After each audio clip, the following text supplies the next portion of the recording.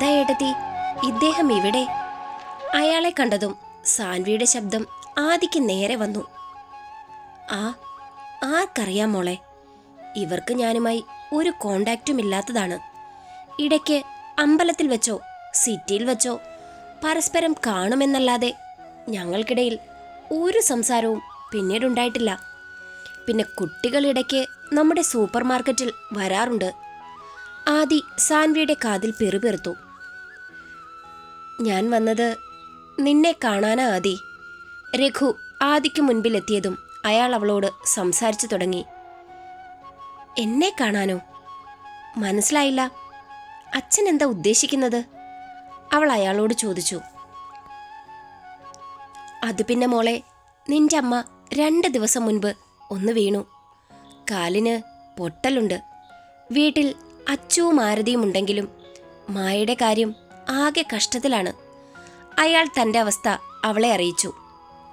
അതിന് എൻ്റെ ഏട്ടത്തി എന്തു വേണമെന്നാണ് നിങ്ങളീ പറയുന്നത്? അവർക്ക് കാൽ വയ്യെങ്കിൽ അത് നോക്കാൻ അവരുടെ ഭർത്താവായ നിങ്ങളും 2 മക്കളും ഇല്ലേ? സാൻവി തൻ്റെ മനസ്സിലുള്ള കാര്യങ്ങൾ അയാളുടെ മുൻപാകെ വ്യക്തമാക്കി. മോളെ, മായയെ നോക്കാൻ ഞാനും പിള്ളേരും ഒക്കെയുണ്ട്. പക്ഷെ പിള്ളേർക്ക് എക്സാമൊക്കെ ആയതുകൊണ്ട് ആകെ തിരക്കിലാണ്. അതുകൊണ്ട് ആദ്യമോൾ അവിടേക്ക് വന്നാൽ ഞങ്ങൾക്കത് ഉപകാരമാകും. അതൊന്നും പറ്റത്തില്ല ഏട്ടത്തിയുടെ അച്ഛ. ഇവിടുത്തെ കാര്യങ്ങളും കമ്പനി കാര്യങ്ങളും ഏട്ടത്തിയാണ് നോക്കുന്നത്. ഒന്നാമത് ഏട്ടനും ഇവിടെ സ്ഥലത്തില്ല. ആ സമയത്ത് ഏട്ടത്തി ഇവിടെ നിന്ന് മാറി നിൽക്കുന്നത് ഒട്ടും ശരിയല്ല. മോളെ, അതൊക്കെ വളരെ ശരിയാണ്. പക്ഷെ മോള് ഞങ്ങളുടെ അവസ്ഥ കൂടി മനസ്സിലാക്കണം. ആദ്യമോൾ എൻ്റെ ഒപ്പം വന്നില്ലെങ്കിൽ ഞങ്ങളുടെ അവസ്ഥ ആകെ പരിങ്ങല്ലാവും. എന്താ ഇവിടെ പ്രശ്നം? ഇതൊക്കെ കേട്ട് അവിടേക്ക് വന്ന സാവിയുടെ ശബ്ദമുയർന്നു. സാവിത്രി കൊച്ചമ്മേ, ഞാൻ ആദ്യമോളെ വീട്ടിലേക്ക് കൂട്ടിക്കൊണ്ടു പോകാൻ വന്നതാണ്. ഇപ്പം എന്താ രഘു അതിൻ്റെ ആവശ്യം? ഇവിടെ കാർത്തിയില്ലാത്ത സ്ഥിതിക്ക് ഇവളെ എങ്ങോട്ടും പറഞ്ഞയക്കാനൊന്നും പറ്റില്ല. അയ്യോ കൊച്ചമ്മേ, അങ്ങനെ പറയരുത്. എൻ്റെ ഭാര്യ, അതായത് ഇവളുടെ അമ്മയൊന്ന് വീണു. കാലിന് നല്ല രീതിയിൽ പൊട്ടലുണ്ട്. പിള്ളേർക്കാണെങ്കിൽ എക്സാമും. ഈ സമയത്ത് ആദ്യമോള് വീട്ടിലുണ്ടെങ്കിൽ അത് ഞങ്ങൾക്ക് എല്ലാവർക്കും ഒരാശ്വാസമാണ്. അതൊക്കെ ശരി തന്നെ. തൻ്റെ അവസ്ഥ ഞാൻ മനസ്സിലാക്കുന്നു. അത്രയും പറഞ്ഞുകൊണ്ട് അവർ ആദിയുടെ നേരെ തിരിഞ്ഞു. എന്താ കൊച്ചേ, നീ അവിടേക്ക് പോകുന്നുണ്ടോ? നിന്റെ അമ്മയല്ലേ മായ. ഈ അവസ്ഥയിൽ അവരെ സഹായിക്കേണ്ടത് നിന്റെ ഉത്തരവാദിത്വമല്ലേ? തൽക്കാലം ഏട്ടത്തി എങ്ങോട്ടും പോകുന്നില്ല സാവിയമ്മായി. അത് നീയല്ല സാൻവി തീരുമാനിക്കുന്നത്. ഇവിടെ വയ്യാതെ എടുക്കുന്നത് അവളുടെ അമ്മയാ. സ്വന്തം അമ്മയ്ക്ക് എന്തേലും വന്നാൽ അവരെ നോക്കേണ്ടത് മക്കളുടെ ഉത്തരവാദിത്തമാണ്. തൽക്കാലം തിരക്കുകളെല്ലാം ഒഴിവാക്കി നീ ഇവരുടെ കൂടെ പോവാൻ നോക്ക്.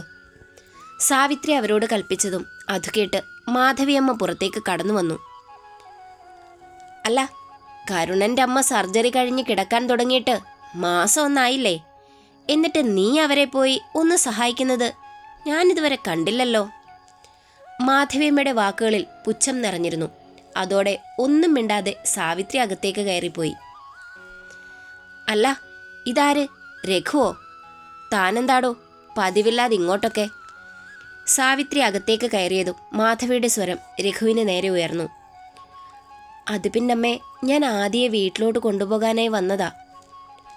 ഓ, കല്യാണം കഴിഞ്ഞിട്ട് ദിനങ്ങൾ കുറേയായി. എന്നിട്ട് നിങ്ങൾക്കിപ്പോഴാണോ ചടങ്ങുകളൊക്കെ ഓർമ്മ വന്നത്? അത് കേട്ടതും അയാൾ തലകുനിച്ചു. എന്താ രഘു ഒന്നും മിണ്ടാത്തത്? ഈ കൊച്ച് ഇവിടെ കെട്ടിക്കേറി വന്നതിന് ശേഷം അത് ചത്തോ ജീവിച്ചോ എന്നവിടെ നിന്നാരെങ്കിലും ഒരിക്കലെങ്കിലും തിരിഞ്ഞു നോക്കിയോ?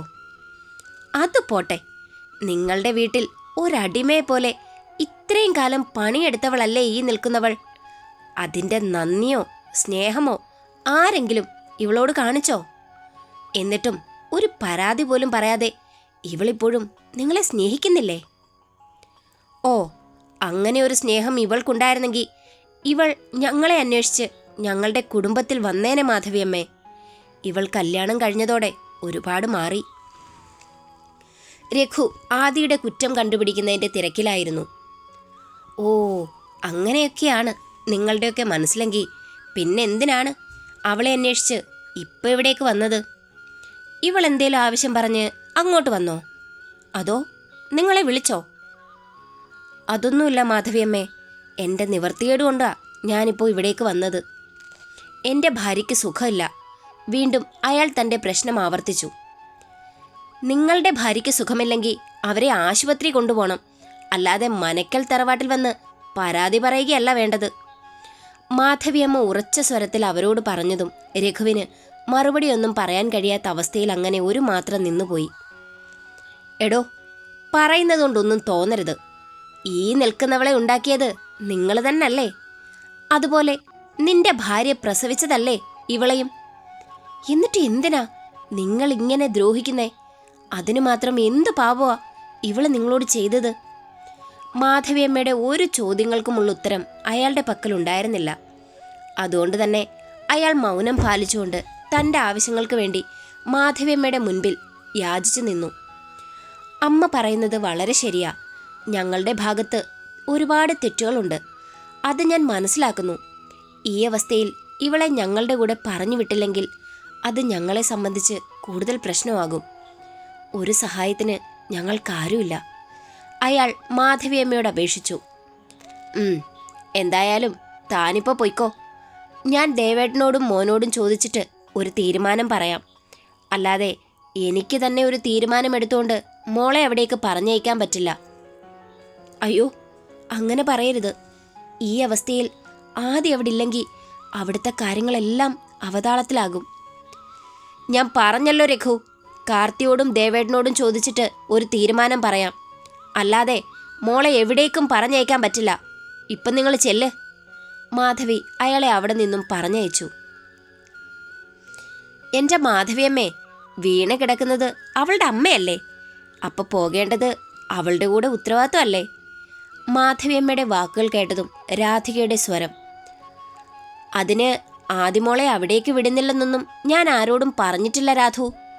കാർത്തിയോട് ചോദിച്ചിട്ട് എന്താണെന്ന് വെച്ചാൽ തീരുമാനമെടുക്കാം.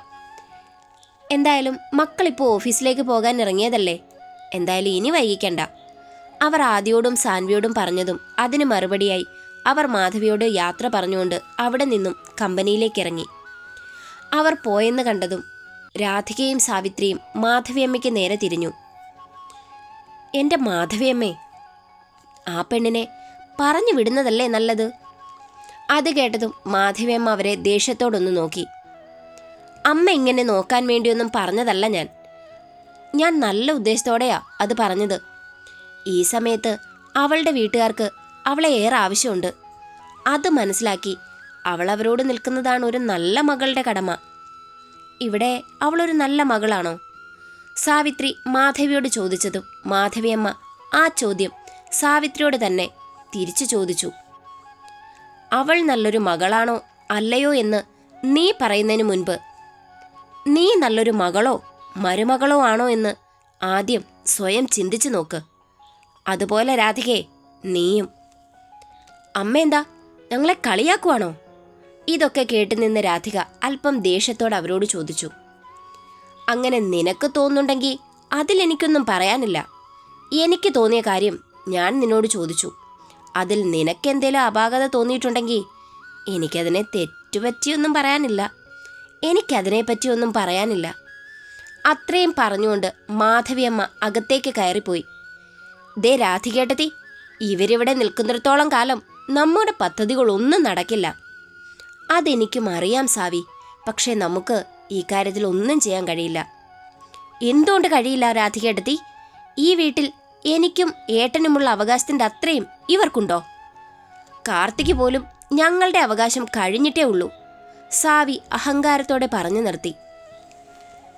എൻ്റെ സാവി, അതൊക്കെ നിന്റെ വെറും തോന്നല. പിന്നെ നീ പറഞ്ഞ ഒരു കാര്യം സത്യവാ. നിനക്കും നിന്റെ ഏട്ടനും ഈ വീട്ടിൽ മാധവിയമ്മയെക്കാളും സ്ഥാനമുണ്ടായിരുന്നു. എന്നാൽ അതൊക്കെ നശിപ്പിച്ചത് നമ്മളൊക്കെ ചേർന്നാണെന്ന് നീടയ്ക്ക് മറന്നു പോകുന്നുണ്ട് സാവി. ഏട്ടത്തി, അതൊക്കെ സത്യ, ഞാനില്ലെന്ന് പറയുന്നില്ല. പക്ഷെ സംഭവം എന്തൊക്കെയാണെങ്കിലും ഇത് നമ്മുടെ കൂടെ വീടല്ലേ. കാർത്തിക്കുള്ള പോലെ അവകാശം നമുക്ക് ഓരോരുത്തർക്കും ഇല്ലേ? എൻ്റെ സാവി, അതാണ് ഞാൻ പറഞ്ഞു വരുന്നത്. നമുക്കിവിടെ അവകാശമുണ്ട്. എന്നാ ഇപ്പോൾ നമുക്കതിവിടെ ഇല്ല. നമ്മുടെ കെട്ടിയോന്മാർ ഉണ്ടാക്കി വെച്ച കടങ്ങളെല്ലാം വീട്ടിയത് ദേവച്ചനും കാർത്തിയും കൂടാണ്. ഏട്ടത്തി, അത് ഞാൻ ഇല്ലെന്ന് പറയുന്നില്ല. എന്നാൽ ഈ വസ്തുക്കളെല്ലാം കൂടി എഴുതിക്കൂട്ടി നോക്കിയാൽ ആ കടത്തിൻ്റെയൊക്കെ 4 ഇരട്ടി കാണില്ലേ? അപ്പോൾ ഇവരൊക്കെ ചേർന്ന് നമ്മളെ പറ്റിക്കല്ലേ ഏട്ടത്തി? എൻ്റെ സാവി, ഇനി ഇതൊന്നും പറഞ്ഞിട്ട് കാര്യമില്ല. കാരണം നമ്മുടെ ഭാഗത്തു നിന്ന് തെറ്റുപറ്റി.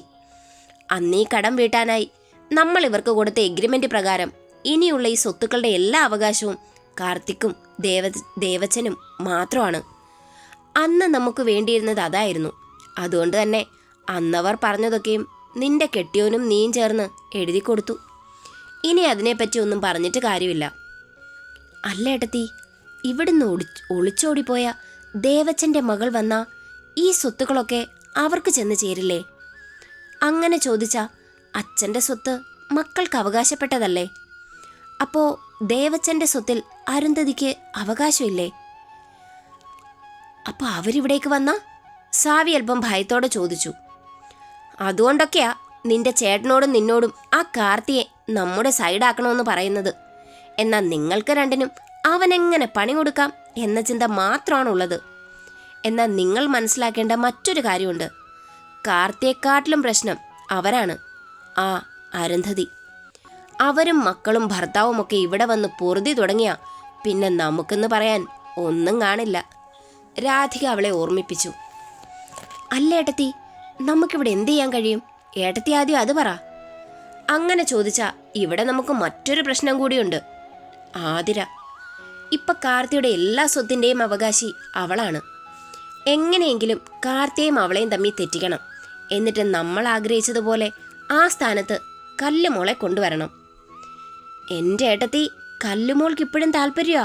പക്ഷെ കാർത്തിക്ക് അവളെ കാണുന്നത് തന്നെ ചതുർത്ഥിയാ. അതൊക്കെ നമുക്ക് മാറ്റിയെടുക്കണം സാവി. ഇല്ലെങ്കിൽ എല്ലാം നമ്മുടെ കയ്യിൽ നിന്ന് പോവും. അതിനാദ്യം ഉണ്ടെങ്കിൽ ഒന്നും നടക്കില്ല രാധികേട്ടത്തി. അവളെ ഇവിടുന്ന് പറഞ്ഞേക്കാൻ എന്തെങ്കിലും മാർഗമുണ്ടോ എന്ന് നമുക്ക് നോക്കാം സാവി. രാധിക അവരോട് പറഞ്ഞുകൊണ്ട് അകത്ത മുറിയിലേക്ക് നടന്നു. എൻ്റെ ഏട്ടത്തി, ഇങ്ങനെ ടെൻഷനാകാതെ ഏട്ടനെ വിളിച്ച് കാര്യം പറയാൻ നോക്ക്. എനിക്ക് ഏട്ടത്തിയുടെ അച്ഛൻ്റെ വരവ് അത്ര പന്തിയായിട്ട് തോന്നുന്നില്ല. ഇതിൻ്റെയൊക്കെ പിന്നിൽ നമ്മൾ വിചാരിക്കാത്ത വേറെ എന്തോ ഉണ്ട്. അതെനിക്കും അറിയാം സാനു. ഇപ്പോൾ എൻ്റെ ജീവിതം പോകുന്നത് നന്നായിട്ടാണെന്ന് ഇവർക്കൊക്കെ അറിയാം. അതില്ലാതാക്കാനാണ് അവരൊക്കെ നോക്കുന്നത്. എൻ്റെ ഏട്ടത്തി, നിനക്ക് പോകാൻ താല്പര്യമില്ലെങ്കിൽ നീ പോണ്ട.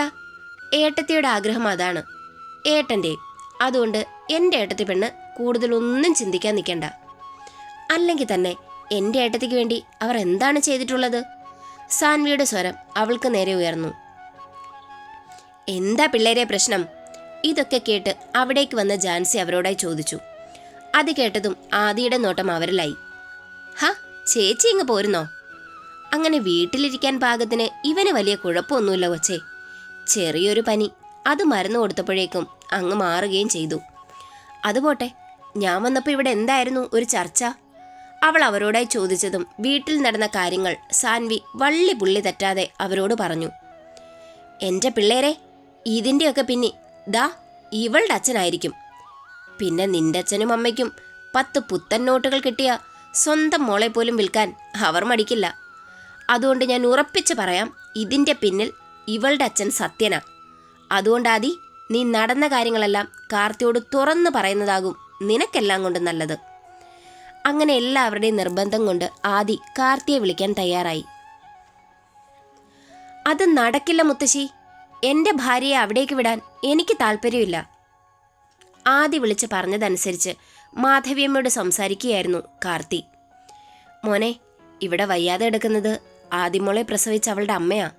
അങ്ങനെയുള്ളപ്പോൾ നമ്മൾ എങ്ങനെയാ മോനെ അവരോട് വേണ്ടെന്ന് മറുപടി പറയുന്നത്? മുത്തശ്ശി അങ്ങനെയൊന്നും അവരോട് പറയാൻ നിൽക്കണ്ട. ഇതിനുള്ള മറുപടി അവളുടെ ഭർത്താവായി കാർത്തി തന്നെ അവർക്ക് കൊടുത്തോളാം. എന്നാ പിന്നെ നിന്റെ ഇഷ്ടം പോലെ കാര്യങ്ങളെല്ലാം നടക്കട്ടെ മോനെ. പിന്നെ മോൾക്ക് താല്പര്യമില്ലെങ്കിൽ മോൾ അവിടേക്ക് പോണ്ട. പക്ഷെ അത് പറയേണ്ടത് നീയാണ്, മാധവി അവനെ ഓർമ്മിപ്പിച്ചു. അത് കേട്ടതും കാർത്തിയുടെ സ്വരം വീണ്ടും അവർക്ക് നേരെ. മുത്തശ്ശി ഇതോർത്ത് ടെൻഷൻ അടിക്കണ്ട. അവരിനെ വിളിക്കുമ്പോൾ എൻ്റെ നമ്പർ അവർക്ക് കൊടുത്താൽ മതി. അവരോട് പറയേണ്ടതെല്ലാം ഞാൻ തന്നെ പറഞ്ഞോളാം. അതാണ് അതിൻ്റെ മര്യാദ. ശരി മോനെ, അങ്ങനെ തന്നെ ചെയ്യാം. അല്ല, നീ എന്നാ ഇങ്ങോട്ട്? ഇപ്പം തന്നെ ഇവിടുന്ന് പോയിട്ട് എത്ര ദിവസമായെന്ന് നിനക്കറിയാമോ? മാധവി അവൻ്റെ നേർക്ക് ശബ്ദമുയർത്തി. ഇനി ഇതിൻ്റെ പേരിൽ പുതിയൊരു വഴക്ക് വേണ്ട മുത്തശ്ശി. ഇവിടുത്തെ തിരക്കുകളൊക്കെ മുത്തശ്ശിക്കറിയാലോ. അവൻ അവരോട് കൊഞ്ചി പറഞ്ഞതും അതിന് മറുപടിയായി ഒരു പുഞ്ചിരി നൽകിക്കൊണ്ട് അവരുടെ സ്വരമുയർന്നു. എൻ്റെ കുഞ്ഞേ, നിന്റെ ഈ തിരക്കുകളൊക്കെ ആരും പറയാതെ തന്നെ എനിക്കറിയാം. പക്ഷെ ഇനി അതങ്ങനെ മുൻപോട്ട് കൊണ്ടുപോകാൻ സാധിക്കില്ല കാർത്തി. നിനക്കറിയാലോ, ആദ്യമോൾ ഇവിടെ ഒരുപാട് കഷ്ടപ്പെടുന്നുണ്ട്, അതും നമുക്ക് വേണ്ടി. അപ്പോൾ അവൾക്ക് വേണ്ടുന്ന കാര്യങ്ങളൊക്കെ കൃത്യമായി ചെയ്തു കൊടുക്കേണ്ടത് നമ്മളല്ലേ? തീർച്ചയായും അതിൻ്റെ ഉത്തരവാദിത്വം നമുക്കാണ്. മാധവിയും കാർത്തിയും കുറച്ചുനേരം ഓരോ കൊച്ചുവർത്താനങ്ങളും പറഞ്ഞ് അങ്ങനെ തന്നെ ഇരുന്നു. അങ്ങനെ ഇരിക്കുമ്പോഴാണ് ആദിയുടെ അച്ഛൻ്റെ കോൾ മാധവിയമ്മയെ തേടി വരുന്നത്. ഡിസ്പ്ലേയിൽ അയാളുടെ പേര് തെളിഞ്ഞതും അത് കാർത്തിയോടായി അവർ പറഞ്ഞു. വേണ്ട മുത്തശ്ശി, അവരൊക്കെ എൻ്റെ പെണ്ണിനെ ഒരുപാട് തട്ടിക്കളിച്ചതാ. ഇനിയും അവളെ അങ്ങോട്ട് പറഞ്ഞു വിടാൻ എനിക്ക് കഴിയില്ല. അത് മാത്രമല്ല, അവളെ എനിക്ക് കിട്ടിയ സാഹചര്യവും ആരും പറയാതെ തന്നെ മുത്തശ്ശിക്കറിയാലോ. അങ്ങനെയുള്ളപ്പോൾ അവളെ ഞാൻ എന്ത് വിശ്വസിച്ചാ അവിടേക്ക് പറഞ്ഞയക്കേണ്ടത്? വേണ്ട മോനെ, ആദിയുടെ അച്ഛനോട് ഞാൻ തന്നെ കാര്യങ്ങളൊക്കെ പറഞ്ഞോളാം. അത്രയും പറഞ്ഞുകൊണ്ട് അവർ ആ കോൾ അവസാനിപ്പിച്ചതിന് ശേഷം ആദിയുടെ അച്ഛൻ്റെ കോളെടുത്ത് അയാളോട് സംസാരിക്കാൻ തുടങ്ങി. അത് നടക്കില്ല രഘു. ഇവിടെ കാർത്തിക്കോ ദേവേട്ടനോ ഒന്നും ആദിമോളെ അവിടേക്ക് വിടുന്നതിനോട് തീരെ താല്പര്യമില്ല. അതുപോലെ തന്നെയാണ് എനിക്കും. മാധവി തനിക്ക് പറയാനുള്ള കാര്യങ്ങളത്രയും അയാളോട് തുറന്നു പറഞ്ഞു. അങ്ങനെ പറഞ്ഞ എങ്ങനെയാ മാധവിയമ്മേ ഒക്കുന്നത്? ആദി ഞങ്ങളുടെ മകളാണെന്ന കാര്യം നിങ്ങൾ മറക്കരുത്. അയാൾ അവരുടെ അല്പം ദേഷ്യത്തോടെ പറഞ്ഞതും മാധവി മുത്തശ്ശിയുടെ ടോൺ അല്പം ഒന്ന് മാറി. എടോ, തൻ്റെ വിരട്ടലൊന്നും ഇങ്ങോട്ട് വേണ്ട. സത്യം പറഞ്ഞ തൻ്റെ വീട്ടിലേക്ക് വരാൻ ആദിമോൾക്ക് പോലും താല്പര്യമില്ല. അങ്ങനെ ഒരു താല്പര്യം ആ കുഞ്ഞിനുണ്ടായിരുന്നെങ്കിൽ ആരെതിർത്താലും ഞാൻ അവളെ അവിടേക്ക് കൊണ്ടുവരുമായിരുന്നു. എന്നാൽ ആ വീട്ടിൽ അവൾ അനുഭവിച്ച വേദനയും അവഗണനയും ആര് മറന്നാലും അവൾക്ക് ഈ ജന്മം മറക്കാൻ കഴിയില്ല. അതുകൊണ്ടാ നിങ്ങൾക്കിങ്ങനെ ഒരു അവസ്ഥ വന്നെന്നറിഞ്ഞിട്ട് പോലും ആദ്യം ഇങ്ങനെയൊക്കെ പ്രതികരിക്കുന്നത്. എന്നാൽ അതിനൊന്നും മറുപടി പറയാൻ നിൽക്കാതെ രഘു ആ കോൾ അവസാനിപ്പിച്ചുകൊണ്ട് മായയുടെ നേരെ തിരിഞ്ഞു. എൻ്റെ മായേ, ആ പെണ്ണിന് ഇവിടേക്ക് വരാൻ താല്പര്യമില്ല. ഇപ്പം വിളിച്ചത് ആ മാധവിയമ്മയായിരുന്നു. അങ്ങനെ പറഞ്ഞ് എങ്ങനെയാ രഘുവേട്ട ഒക്കുന്നത്? അവളെ ഇവിടേക്ക് കൊണ്ടുവന്ന നേട്ടം നമുക്കാണ്. ആ സത്യൻ സാർ പറഞ്ഞതൊക്കെ ഇത്ര പെട്ടെന്ന് നിങ്ങൾ മറന്നുപോയോ? എൻ്റെ പൊന്നുമായേ, ഞാനൊന്നും മറന്നിട്ടില്ല. അയാൾ പറയുന്നത് പോലെ കേട്ടാ ജീവിതകാലം മുഴുവൻ നമുക്ക് സുഖമായി ജീവിക്കാം. പക്ഷേ അതിനാദി നമ്മുടെ കൂടെ ഈ വീട്ടിൽ നിൽക്കണം. എന്നാ അവൾ ഇപ്പോഴത്തെ സുഖസൗകര്യങ്ങളൊക്കെ വെടിഞ്ഞിട്ട് ഇവിടെ വന്ന് നിൽക്കുമെന്ന് നിനക്ക് തോന്നുന്നുണ്ടോ? അത് മാത്രമല്ല, അവളിന്നൊരു ഭാര്യ കൂടിയാണ്. ഒരു കാരണവുമില്ലാതെ സ്വന്തം ഭർത്താവിനെ ഉപേക്ഷിക്കാൻ അവൾ തയ്യാറാവുമോ? അയാൾ തൻ്റെ ഉള്ളിലുണ്ടായിരുന്ന സംശയങ്ങളെല്ലാം മായയുടെ നേരെ ഉയർത്തിക്കൊണ്ടിരുന്നു. നിങ്ങൾ പറയുന്നത് വളരെ ശരിയാണ്. പക്ഷെ ഇവിടെ നമ്മൾ ഒന്ന് കഷ്ടപ്പെട്ട നമുക്ക് മനക്കിലുള്ളവരെക്കാട്ടിലും കോടീശ്വരന്മാരാകാൻ കഴിയും. മായ അയാളെ ഓർമ്മിപ്പിച്ചു. അതിനാദ്യം മനസ്സ് വെക്കണമെന്ന് മാത്രം. എൻ്റെ ഏട്ടാ, അവൾ ഒരിക്കലും നമുക്ക് വേണ്ടി സത്യൻ സാർ പറഞ്ഞ കാര്യങ്ങളൊന്നും ചെയ്തു തരുമെന്ന് തോന്നുന്നില്ല. സാറ് പറഞ്ഞതുപോലെ അവർ രണ്ടും രണ്ട് പാത്രങ്ങളിലാകണം. അങ്ങനെയാണെങ്കിൽ മാത്രമേ സത്യൻ സാർ പറഞ്ഞ തുക നമുക്ക് കിട്ടുകയുള്ളൂ. അത് മാത്രമല്ല മായേ, ഇതൊക്കെ നമ്മുടെ പരിപാടിയാണെന്ന് കാർത്തി എങ്ങാനും അറിഞ്ഞ? അയാൾ പേടിയോടെ അവരോട് ചോദിച്ചു. അങ്ങനെയൊന്നും ആരും അറിയില്ല. നിങ്ങളുടെ കൂടെ ഞാനില്ലേ? അയാളെ അവരാശ്വസിപ്പിച്ചു. തൽക്കാലം ആദ്യം ഇവിടേക്ക് വരുന്നില്ലെന്നുള്ള കാര്യം അയാളെ വിളിച്ചറിയിക്കാൻ നോക്ക്. അപ്പോൾ അയാളുടെ മനസ്സിലുള്ള നെക്സ്റ്റ് പ്ലാൻ നമ്മളോട് പറയും. മായ രഘുവിനോടായി പറഞ്ഞതും അയാൾ ഫോൺ എടുത്ത് സത്യൻ്റെ നമ്പറിലേക്ക് വിളിച്ചു. എന്നാൽ ഈ സമയം സത്യൻ എങ്ങനെ ആദ്യം അവിടുന്ന് പുറത്താക്കും എന്നതിനെക്കുറിച്ചുള്ള അഗാധമായ ചിന്തയിലായിരുന്നു. അയാളോടൊപ്പം രാധികയുമുണ്ട്. എൻ്റെ ഏട്ടാ, ആ ഫോണൊന്ന് എടുക്കാൻ നോക്ക്. എത്ര നേരമായി ബെല്ലടിക്കുന്നു. ഓരോന്നോർത്തിരിക്കുന്ന സത്യനെ കണ്ട് രാധിക പറഞ്ഞതും അയാൾ ഒന്നും മിണ്ടാതെ ആ ഫോണെടുത്ത് ഡിസ്പ്ലേയിലേക്ക് നോക്കി. അതിൽ നിന്ന് വന്നപ്പോൾ രഘുവിൻ്റെ ആണെന്ന് മനസ്സിലായതും അയാൾ ആ ഫോണും എടുത്ത് ബാൽക്കണിയിലേക്ക് നടന്നു. ഈ സമയം കാർത്തി ആദിയെ കോളിലൂടെ തന്നെ ആശ്വസിപ്പിക്കുകയാണ്. എൻ്റെ ആദി, ഇങ്ങനെയൊക്കെ ഒരു കാര്യം വരുമ്പോൾ നമ്മൾ പേടിച്ചിരിക്കുകയല്ല വേണ്ടത്. നിനക്കങ്ങോട്ട് പോകാൻ താല്പര്യമില്ലെങ്കിൽ താല്പര്യമില്ല എന്ന് തുറന്നു പറയാനുള്ള ഒരു ധൈര്യം നിനക്കുണ്ടാകണം. അവിടെ നീ ആരെയാണ് പെണ്ണെ പേടിക്കുന്നത്? കാർത്തിയുടെ സ്വരം അവളുടെ നേരെ ഉയർന്നു. ഏട്ടാ, എനിക്കിപ്പോൾ അതിനൊന്നും കഴിയുന്നില്ല. സത്യം പറഞ്ഞ ഏട്ടൻ കൂടെയുള്ളപ്പോഴുള്ള ധൈര്യം എനിക്കിപ്പോൾ ഇല്ല കാർത്തിയേട്ടാ. മനസ്സിന് ഒരു ഭയമാണ്, എന്തോ നഷ്ടപ്പെടുന്നത് പോലെയൊക്കെ ഒരു തോന്നൽ. അങ്ങനെ നഷ്ടപ്പെടുന്നൊന്നും നമ്മുടെ ഇടയിൽ ഇല്ലാതി. പിന്നെ അവർ ഇവിടെ പുതുതായിട്ട് തുടങ്ങുന്ന ബിസിനസ്സിൽ ഒരുപാട് പ്രശ്നങ്ങളുണ്ട്. അതുകൊണ്ടാ എനിക്ക് പെട്ടെന്ന് അവിടേക്ക് തിരിച്ചു വരാൻ കഴിയാത്തത് തന്നെ. ഏട്ടൻ്റെ തിരക്കുകളൊക്കെ എനിക്ക് മനസ്സിലാവുന്നുണ്ട്. പക്ഷെ എന്തോ എവിടെയോ ഒരു തകരാറ് പോലെ. അതെന്താണെന്ന് പറഞ്ഞറിയിക്കാൻ എനിക്കറിയില്ല. അവൾ തൻ്റെ അവസ്ഥ അവനെ ഫോണിലൂടെ അറിയിച്ചു. ഞാൻ കൂടെ ഉണ്ട് പെണ്ണെ, നീ ധൈര്യമായിരിക്കെ. അവൻ അവൾക്ക് ഫോണിലൂടെ ആശ്വാസം പകർന്നു നൽകി. പിന്നെയും ദിവസങ്ങൾ മുന്നോട്ട് കടന്നുപോയി. അന്ന് രഘുവന്ന് ആദ്യ വീട്ടിലേക്ക് കൊണ്ടുപോകണമെന്ന് ആവശ്യപ്പെട്ടതല്ലാതെ പിന്നാരും അവളെ തിരക്കി അവിടേക്ക് വന്നിരുന്നില്ല. അതുകൊണ്ട് തന്നെ അവൾക്കതിൽ വലിയ ആശ്വാസവുമായിരുന്നു. അങ്ങനെ പതിവ് പോലെ ഓഫീസിലേക്ക് പോകാൻ പുറത്തേക്കിറങ്ങുമ്പോഴാണ് സത്യൻ അവൾക്ക് നേരെ വന്നത്. എന്താ നിന്റെയും നിന്റെ ഭർത്താവിൻ്റെ ഉദ്ദേശം? അയാൾ അവളോട് ദേഷ്യത്തോടെ ചോദിച്ചു. വല്യച്ഛൻ എന്താ ഉദ്ദേശിക്കുന്നതെന്ന് വല്യച്ഛൻ പറഞ്ഞാലല്ലേ എനിക്ക് മനസ്സിലാകൂ. അല്ലാതെ രാവിലെ എന്നോട് മെക്കിട്ട് കയറിയിട്ട് എന്താ കാര്യം? അവളും അതേ ടോണിൽ അയാളോട് ചോദിച്ചു. ഇത് കേട്ടുകൊണ്ടാണ് രാധികയും സാവിയും കലയും അങ്ങോട്ടേക്ക് കടന്നു വന്നത്. എന്താ ഏട്ടാ, എന്തു പറ്റി? അവരുടെ സംസാരം കേട്ടതും രാധിക ആകാംക്ഷ നിറഞ്ഞ സ്വരത്തിൽ അയാളോട് ചോദിച്ചു. അതേസമയം തന്നെ മാധവിയമ്മയും ദേവച്ചനും അവിടെ എത്തിയിരുന്നു. എന്താ ഇവിടെ? ദേവചന്ദ്രന്റെ സ്വരം സത്യന്റെ നേരെ ഉയർന്നതും അയാൾ ഒരവസരം കിട്ടിയതുപോലെ അയാളോട് സംസാരിക്കാൻ തുടങ്ങി. ഞങ്ങളുടെ കയ്യിൽ നിന്നും സ്വത്തും മറ്റും നഷ്ടപ്പെടാതിരിക്കാനാണല്ലോ ദേവച്ചൻ ഈ കാണുന്നതെല്ലാം ഇവളുടെ ഭർത്താവിൻ്റെ പേരിൽ കൊടുത്തത്. എന്നാൽ ഇനി അതെല്ലാം നഷ്ടമാകാൻ പോകുന്നത് ഇവളുടെ ഭർത്താവ് കാരണമാ. അതുപോലെയുള്ള തോന്നിവാസമാ ഇവളും ഇവളുടെ ഭർത്താവും കൂടി ചെയ്യുന്നത്. സത്യൻ ആദിക്ക് നേരെ കുറ്റം ചുമത്തിക്കൊണ്ടിരുന്നു. അതിനു മാത്രം ഇവിടെ എന്ത് പ്രശ്നമുണ്ടായത്? ആദി അവൻ പറയുന്നതൊന്നും മനസ്സിലാക്കാൻ കഴിയാതെ അയാളോട് ചോദിച്ചു.